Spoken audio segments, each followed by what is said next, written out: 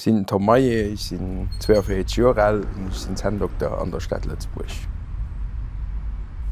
Mg left mat Auto no ugefangen mat mégem Grospap an mat mégem Pap, die allen zwee immer ganz begeert wären vun Autoen an ech och an hunnemmer speziell gut geschlof hannen an d Auto, wo man Vakanz gefu si bei mégem Grospap an italienisch Sportsween wäre, well kleng Vibratiounen dat huet gemat, dat den gut geschlof huet an ab do och leef zu den italienschen Auto méi zu den Läden.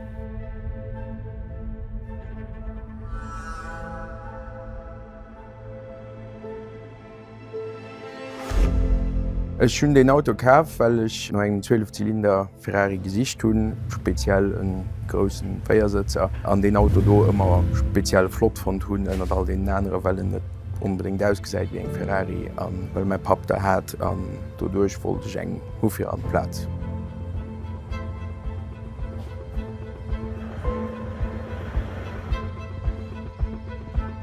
Das méi erbeg de so Autoen ze fuhren. Do west kënnt an de Fett dabei, dats en effektiv bësse mi wäckreg ass van en zefiiert, mech doch méi Kaméi sinn méi Vibratiounen, dats net alles so gedämpft wie an modernen Autoen. Do west as selbst dobäi an dann fir richtig Autos friken, wie so Sound vun engen 12-Zylinder van en den Dreck gëtt näicht besseres. Dat mecht natierlech dann och mat, dats d'Adrenalin drégt.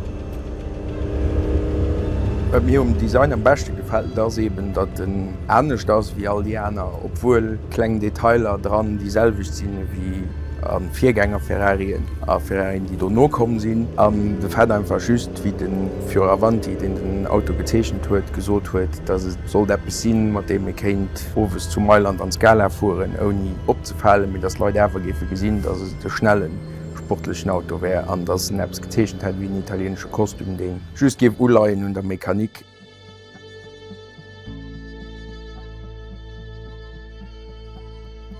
Ich fuhren eng Ferrari 365 GT4 2+2 vun 1904.